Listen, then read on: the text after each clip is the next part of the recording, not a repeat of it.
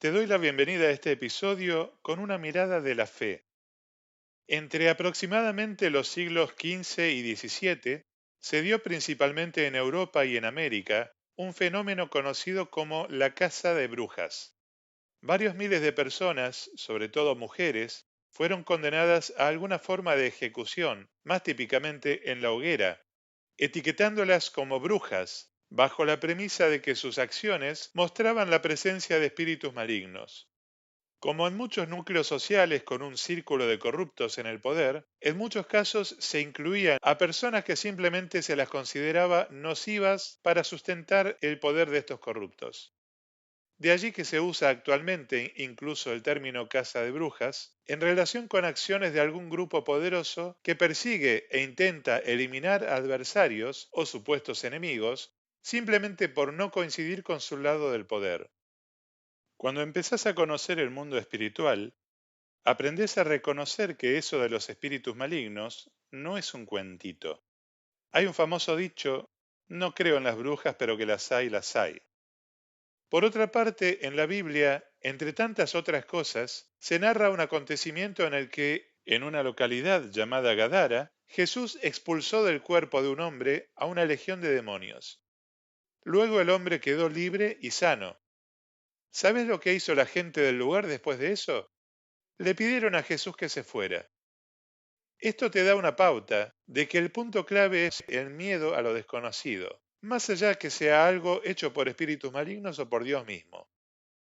El ser humano, naturalmente, siente algo especial ante lo desconocido, y eso no es negativo en sí, es parte del diseño. Para nuestra supervivencia, nuestro cerebro examina los estímulos externos para determinar si eso que pasa afuera nos puede dañar. En función de esa evaluación, se pueden disparar los tan mencionados mecanismos de atacar o huir. Esa reacción es cuestión de milisegundos. La ciencia, aún en nuestros días, tiene un camino muy largo por recorrer. Hay muchísimas cosas que no se conocen aún. Entre tantos otros temas, en los últimos años se han ido modificando creencias sobre el funcionamiento del cerebro humano. Hay muchísimo avance, sí, gracias a tecnologías increíbles, pero hay más aún que no se sabe, y a lo sumo se hacen conjeturas, especulaciones. De más está decir que otro ejemplo de esto es la física misma. Hasta principios del siglo pasado, todo el mundo conocido y visible se explicaba mediante la física tradicional, hasta que se empezó a desarrollar la mayoría del conocimiento sobre la mecánica cuántica. Así también, durante muchos siglos, se creyó que el Sol giraba alrededor de la Tierra, hasta que en el siglo XVI, entre trabajos de Copérnico, Galileo Galilei y Kaplan, se empezó a concebir que la Tierra gira alrededor del Sol como parte de un sistema planetario. Con esto te quiero decir que, históricamente, la humanidad en general se fue formando ideas de la naturaleza y lo que nos rodea. Ideas que con el tiempo fueron mutando, evolucionando, cambiando. Hay algunas corrientes de pensamiento que sostienen que en la psiquis del ser humano se fue construyendo una idea de la existencia de un Dios. Básicamente se argumenta que Dios no existe, que sencillamente es una construcción psicológica. O sea, es como creer que el ser humano creó a Dios. Es como pensar que la mesa construyó al carpintero, o que tu casa o departamento diseñó a su arquitecto. Yo no estaría coincidiendo con esas ideas. Se nota, ¿no? Claramente no.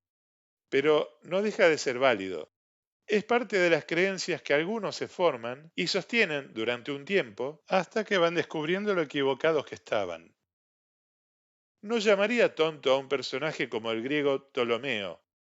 Él fue uno de los más notables difusores del concepto de que el Sol giraba alrededor de la Tierra, en el ambiente filosófico y científico de su época. Pero también produjo conceptos extraordinarios que se aplican aún actualmente. Por ejemplo, en el GPS de tu celu. Su obra tenía, según nuestra mirada en la actualidad, muchísimos errores. Es como que con tu GPS busques llegar en un avión a Francia y aparezcas en el Congo. Pero pensá que en esa época, en el siglo II, no había la tecnología que tenemos hoy. Mucho de lo que él y otros científicos de su época elaboraron eran modelos teóricos que se fueron aceptando en la comunidad. Y a medida que las herramientas tecnológicas de cada época lo permitieron, esos modelos teóricos se fueron confirmando o dejando de lado. ¿Sabés qué es eso? Ni más ni menos que las creencias que tantas veces mencioné en otros episodios.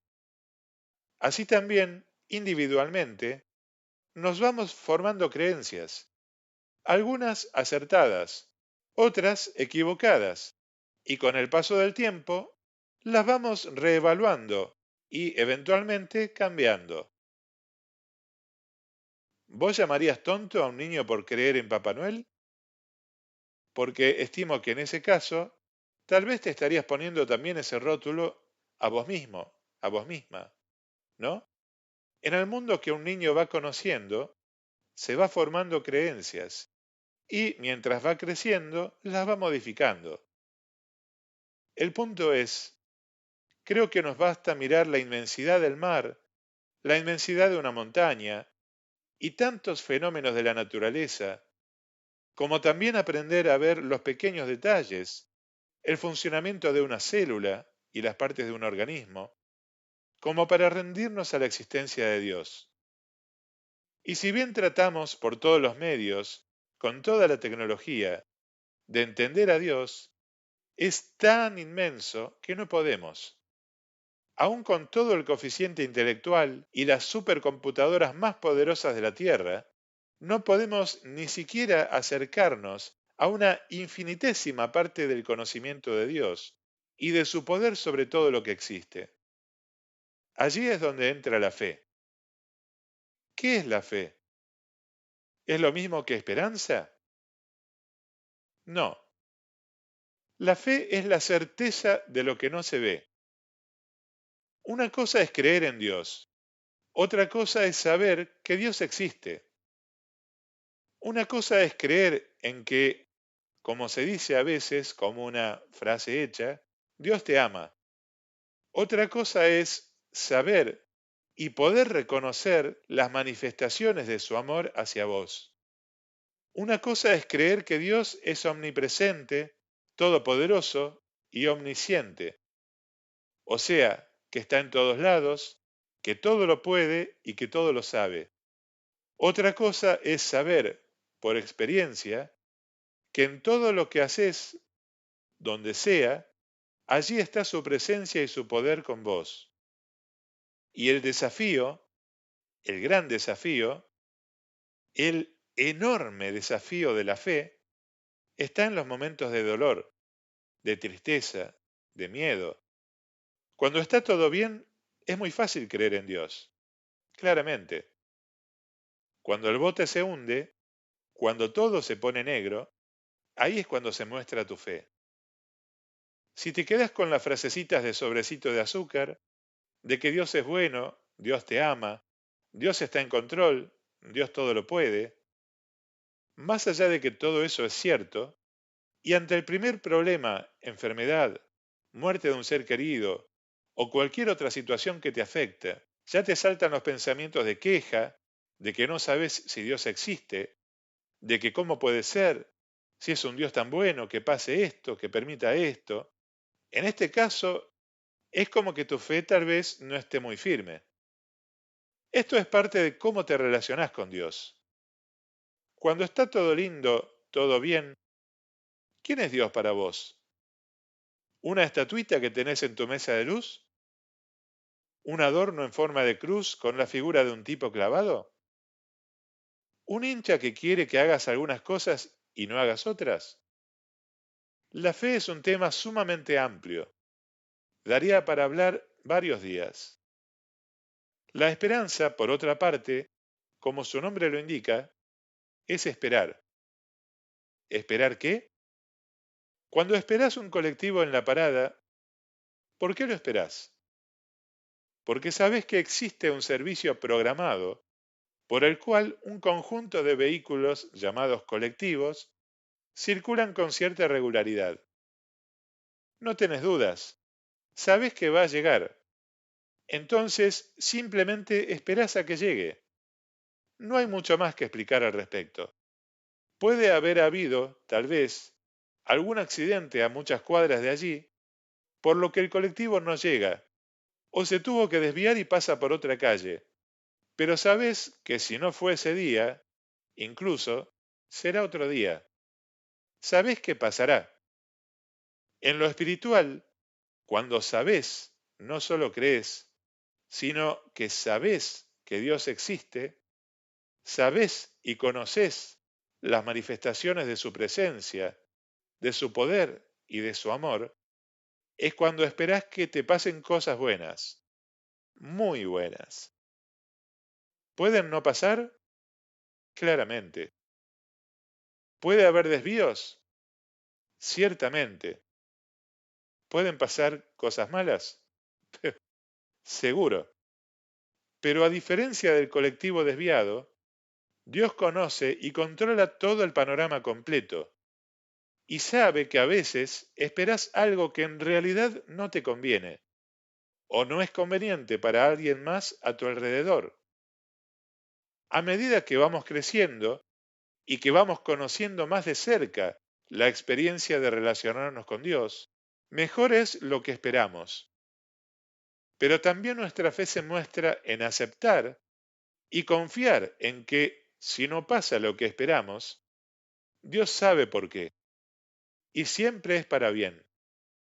Estaba pensando, si esto lo escucha un colega, un coach, y se pregunta, ¿qué tiene que ver la fe con el coaching? Te cuento, me lo pregunté. Te comparto mi respuesta. Todo.